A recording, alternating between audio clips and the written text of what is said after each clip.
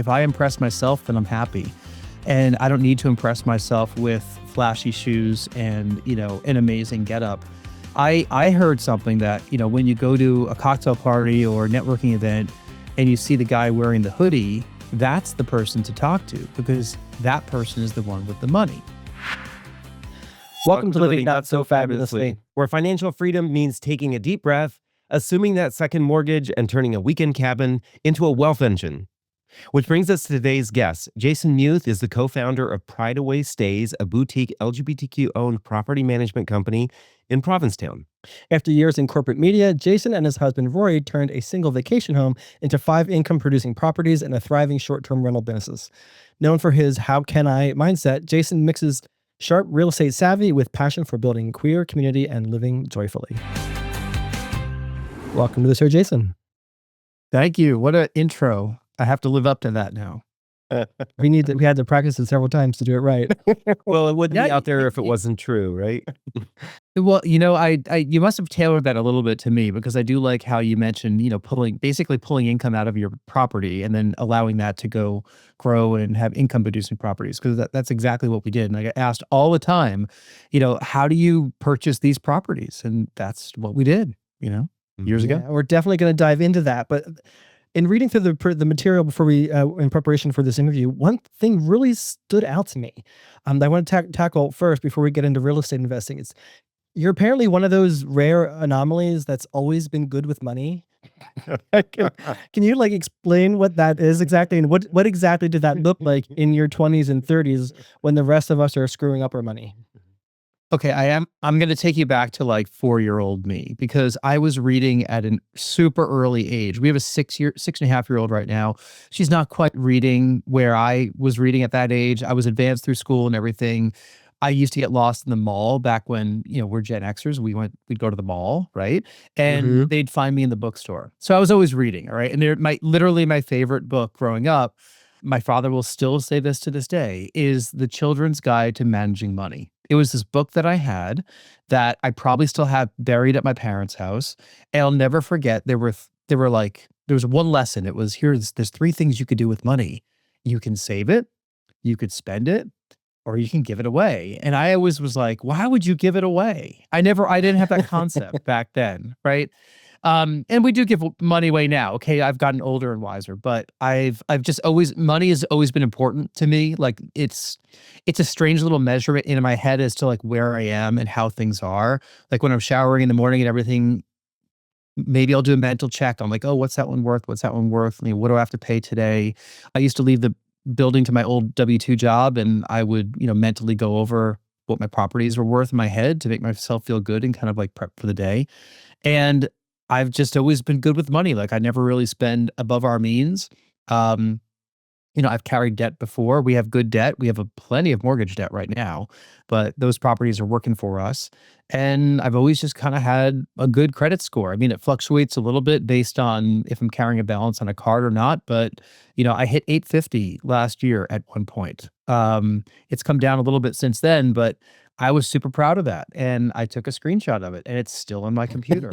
I don't know. It's a weird measure, but I feel like money, what's the phrase? Money doesn't buy happiness, but money certainly allows you to live the life that you want to live and have the freedoms that you do. And when my job ended 3 years ago and I had these short-term rentals on the side and ideas to grow that portfolio, the assets that I had allowed me to not have to go back to a traditional job where I'm commuting to and from an office an hour away and live the life I want to live, record this with you in the middle of the day and then go pick up my daughter at school in a couple hours and still have money in the bank.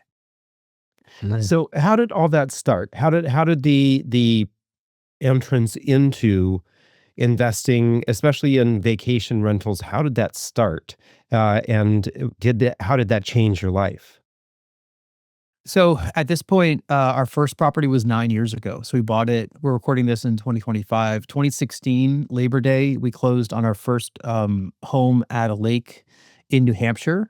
My in-laws now live at that lake full time. They retired to it, but my husband had been going up to that lake for many, many years. Just as a child growing up, they had I don't know, trailer on the other side of the lake in the trailer park, and that's their vacation in the summertime. So it was kind of just a place that we were going. And I realized that we were going to be going up there on a regular basis in the future. So we happened to see a home for sale and the price was right. This was back in 2016. The rates were good. And I said, I think we could give it a shot. I had some money saved up for a down payment. The home was $192,000. It's probably worth about 550 right now. And it generates probably $85,000 worth of income every year through short-term rentals. That one property has been like the fuel for both my mind and my mindset to put me in the spot that I can do this, and the economic engine behind buying land next door to that property, and then buying the property next door to that property, and then being able to qualify for a construction loan to build this gorgeous house on that land that we just built. And it was all from that one initial investment. So, folks, if you're just tuning in, this is Living Not So Fabulously, where we blend real estate moves with P-Town sparkle, as Jason might say. We're speaking with real estate investor and podcast host Jason Muth. So I just want to say what you just talked about, starting off with one and turning that revenue into more, reminds me of the kid story of the cobbler, right? The cobbler who just had enough money to buy enough leather to create one pair of shoes, and then later on in the book you see him as a shop owner that has hundreds of shoes and a line of people outside the door waiting to get in. It is interesting how so many of us oftentimes have that mindset of what you talked about earlier: spend or save or give away. Give it But away. most of us have that spend, right? We get some sort of revenue, and the first thing we think about is, how can I use that money to make my life better by buying something or experiencing something? But you did it differently. No, because here's the key. Like when you get money coming in, the first thing you should think of is, how can I use this money to make more money? Instead of, how can I use this money to go spend and, live a fabulous life? You could do the both. You could find a way to have that money make more money and do good for both yourself, your family, and society as a whole. Instead of just go blow it on something and now you have nothing to show for. And we don't live above our means, but we don't live uncomfortably either. We live the life that we want to live, and we live a touch aspirational as well. Like I bought a brand new Ram 1500 decked out pickup truck last year as a celebration of all the success and me turning 50.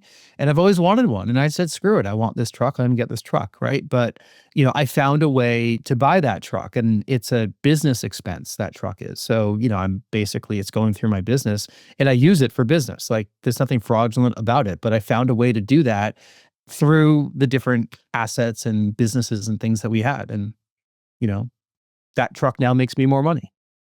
Yeah. Yeah, I saw a TikToker several months ago, and I love how she explained it. But she said, really wealthy people, every time they get a new dollar, they see that as a baby dollar, and they figure out, how can I turn this into more baby dollars? Every single dollar. And that's exactly what you're articulating now. Is every time you get money, you're thinking, how can I expand the bank account? Not just, how can I buy the next new shiny item, flashy thing that's out there, the new watch, the new phone, the new shoes, whatever. I guess for many people, this isn't just, a challenge for gay men, even though it seems to be pretty prominent in our community. How do you not get sucked into the consumer culture where, what shoes you're wearing can be your status in the community? I don't care, is number one. Like, I don't care about, literally, I don't. I mean, what people think of me, they think of me. Like, I'm very comfortable with who I am and how I look and, how I present myself. And, I don't get sucked into, needing to be one-upping some other people in my community. I mean, I'm also boring, and I'm married, and I've been in the same relationship for, 15 years or 16 years, I think it is. So, I get it, because I'm still connected to a younger gay community here in the greater Boston area. I'm connected to Flag Football, which is an amazing organization. I've been part of it since 2008 as a player and a captain, and now I'm a referee in that league. So I see a lot of younger players, and I kind of see the one-upsmanship that happens afterward. When you go back to the bar and you're talking about your games, and everyone's talking about what they're going to go do later on that night. And like, I go home because I'm exhausted after having walked 14,000 steps or effing games. And I don't need to impress anybody but myself. Like literally, it's all about self-image. Like if I impress myself, then I'm happy. And I don't need to impress myself with flashy shoes and, an amazing getup. I heard something that, when you go to a cocktail party or networking event and you see the guy wearing the hoodie, that's the person to talk to because that person is the one with the money. And not like I'm going to an event tonight. Like I'm not going to wear a hoodie, but I love wearing hoodies, right? Like I've reached the point that I deserve to be comfortable with what I look like and where I am. Yeah, I really appreciate that. I think that's great advice for anyone, not just folks in the LGBT community. So, how did you get started? What was the first step that allowed you to make that purchase? I worked in the media business for over 25 years, so I saved my nickels and dimes. And I say I got lucky when I bought my first condo in South Boston, because that market had just started to take off and then it really did take off. But I also think that I put myself in the situation to buy correctly. So the first 10 years of owning that first condo, it didn't appreciate a ton. Like the market was very consistent through the 2000s. And then we leveled up when Rory, my husband, now husband, moved in, and I needed more space because the couch was a little bit too small for the two of us and a dog at the time. And we got a better place in that same neighborhood. We traded up, we took on a little bit more debt, and then that place took off. Then the market really expanded and the value went up. So I look at we've always been in these appreciating markets here in the Northeast. Like it's been very steady Eddie for the real estate. I know that's not the case for everybody across the country. So we have been a little bit lucky to that extent. But I always look at the equity that's in our properties and I say, how can I make this equity turn into more equity? Right. So I stopped trying to fully pay down my mortgages and give extra mortgage payments and all that kind of thing. And I said, how could I instead tap into this as a resource and then go do more with it? How could I take that dollar and make it $10? So we opened up home equity line of credit on the property. We used some of that money to fund some of the other investments that we made along the way. And, the rest is history. But, it started with having worked for a long time and saving up enough money for that second down payment. I am on record on other podcasts as having said that I did win the down payment at a casino, which is kind of true. And I'll tell the story really, really quickly. I was playing Let It Ride, $5 bets, and I happened to hit a royal flush, which paid out about $15,000 on the bet that I'd made. And if I made the progressive jackpot bet, it would have paid me $400,000. It's a 630,000 to 1 chance to get this. But I took that money and the casino took away $2,500 immediately for taxes, and the remaining $12,500, I combined that with other money I had saved up, and I literally put that down on the first property. Wow. Oh, wow. So we're going to definitely dive more into that, Jason. One moment, we're going to take a quick break.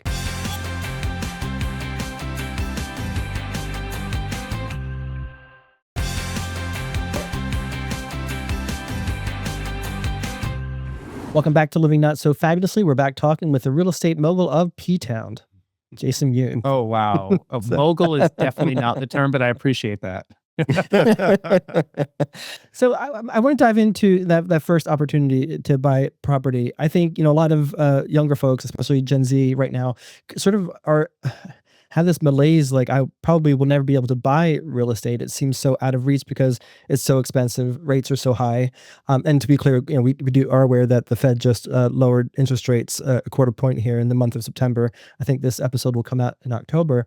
What is your advice to those folks who think like real estate is really just out of reach for them because everything is so expensive, especially real estate? I have some friends who are young and in their 20s, and they're really putting in a lot of sweat equity into fixer-upper properties, and they're buying in not the fabulous cities, but in the second cities around those cities, and they're building long-term wealth. And, one guy that I met, I was on his podcast years ago, and I was like, who is this kid? He's like 21 years old, interviewing all these real estate people. And I was like, he's going to be really successful. And sure enough, he's leveled up multiple times through, hammer and a nail and good relationships and taken some lumps, but he's been doing some long-term investing where he's living in the properties and buying multifamily properties in cities an hour and a half out of Boston. And he just sold one, just had a great exit, made a bunch of cash on that one and leveled that up into another investment. I mean, you kind of have to start with not the fabulous downtown condo. If you're living in a major city, if you have the money to do it, fantastic. But if not, go outside the perimeter a little bit and look where the metro is growing toward, and take a look at the rents that are in those areas if you want to get into long-term rent. They talk about house hacking all the time. That was a big thing 10, 15 years ago. Did you guys house hack? Were you part of that or no? We got it right now. We're house hacking right now. And isn't it a great way to have your expenses subsidized by somebody else and build some long-term wealth? Oh, totally. Yeah. David loves it when most of our mortgage is getting paid by somebody else. Yeah, I mean, like I didn't have the acumen to do that when I bought my first condo, and I had a second bedroom, and just the only child in me was like, I don't want somebody else here. I want that to be my office. But that was like a missed opportunity of literally $1,200 a month for 7 years that I could have had, but I didn't. I passed it up for my own solitude at the time. So I'm curious, what are your thoughts then? Is there a perfect time to buy real estate? Like, a lot of folks are probably waiting for the mortgage rates to go down, but what is the likelihood of that happening anytime soon? And are they just ruining an opportunity by waiting too long? Yes, because I think that the perfect time is today. And then tomorrow, the perfect time will be tomorrow. Because like you just have to do it. There's always an excuse not to go buy real estate. But, jump in the market, like do your due diligence, qualify for financing while you have a great job if you can, right? The longer you wait, the less your money is going to be worth and the more values are going to go up. So that same property is going to be usually worth more unless you're in a very depressed market, where there's just so much inventory out there. And those markets do exist. But I'm kind of speaking from the perspective of having lived in the Northeast my whole life. And we're just not really seeing that on a macro or micro level around here. And I just know that the property is going to be worth more next year than it is now. So you might as well buy it now. I love that. So you touched on it earlier. You said you're very involved in LGBTQ plus football, but you've credited sports like that and real estate masterminds for helping you build your network, get better at what you do. Can you elaborate a little bit on that and maybe how people can use their network or find a network to maybe tap into real estate investing or creating multiple income streams? Yeah. Yes. I mean, I played in the gay softball and football leagues in Boston dating back to 2008. So I'm not an active player right now, but I went to traveling tournaments. My face was well known. People know me as being a reputable person, both on and off the field. So, having a good reputation with everybody that you're socializing with, realizing that, at least in the gay world, you're socializing with doctors and servers and everybody in between, right? Because everyone's looking for that common ground of friends, and you just kind of never know who you're talking to. So treat everybody the right way and put it out there as to what you're doing and what you're looking for. Because if you don't put it out there, no one's ever going to know. When I stopped my media job and said I'm not going to go back to it, I had to actively change who I was as a person and say that I am this real estate investor. I am the short-term rental property management company owner. I am this expert in this space. And I had a track record leading up to it, but I hadn't really put the flag down saying that I am the expert that I am. And that's not being arrogant. That's just being truthful. So lately I've been putting that out there a lot more on social media because of our coaching business that we're growing with Smart Stay Coaching.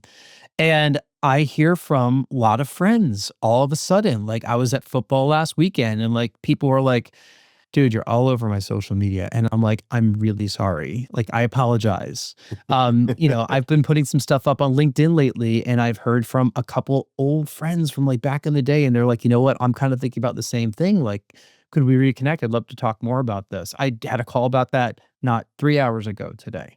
So I would say just put it out there and tell people, tell the universe and tell your friends and tell your family what you're planning on doing, and find some mentors that are doing the same thing. The only way you're going to figure that out is if you tell them that you're interested in it, and people are going to raise their hand and be like, oh, I have a property down the street. I have a property up at the lake. I'd love to talk to you more about it. Yeah. I think I'll share that similar experience with David and me. When we were, on our heyday growing up, we were hanging out with doctors and lawyers, real estate agents, baristas, retail clerks. The LGBTQ plus community is really, really good at being diverse, and you just don't know who you can connect with. Over a pint of beer with somebody, you could be talking to somebody who has access to a lot of capital and could help you, launch whatever businesses that you're trying to launch. I want to touch on finally on our last question here, something that's a little bit more controversial. Over the last several months, especially internationally, the idea of short-term rentals has been getting some pushback due to, creating housing crises in different cities around the world. Can you share your thoughts on that, and maybe how you as a real estate investor could maybe not be contributing to that? hmm I think that what the short-term rental companies would prefer to spin it toward would be the benefits that it does create for the marketplaces. I know in Provincetown, they did a big study a couple of years ago about the effect of short-term rentals on the local housing market, and the conclusion that they reached was that it did not have the impact that they thought it was going to have, or the negative impact. The reason being for that market is that the property values are so high and there's such strong usage of the properties by the investors. Like, these aren't absentee people that own the properties that never use them. They also use the property. The problem is, when you use the property, you can't rent it to somebody 12 months out of the year. And most of these properties, as you know, look fabulous because it's gay and it's Provincetown, right? So they're not traditional long-term rental properties. And it was just a different housing stock is kind of what they learned. Like, the properties that were going up for short-term rental never really would have been a long-term rental anyway. The bigger issue there is they need to have more construction and more housing starts in that market. In New Hampshire, where we own our properties, we house neighbors all the time. We house people that are working in the area. We house people that are visiting the area and want to get away from the city, and they contribute to the local economy through going to local establishments like the orchard up the street or the restaurants down the street. We support local businesses to service our properties, local trash collection, local handymen, electricians, plumbers, you name it. And then we pay taxes, based on the occupancy of the properties that, the state of New Hampshire collects, and it goes right back into the communities. So, the pushback that I would say would be, if there is an issue with creating a housing shortage, there is a benefit on all these other ways that short-term rentals contribute to communities. Awesome. Thank you so much for joining us today, Jason. We appreciate it. My pleasure. Thanks again for tuning in. If you have any questions, topic suggestions, or guest suggestions for us, just email us at yfpodcasts@yahooinc.com. Also, scan the QR code to follow Yahoo Finance Podcast for more videos and expert insights, because when you do, your wallet and your future self will thank you. And until next time, Stay fabulous.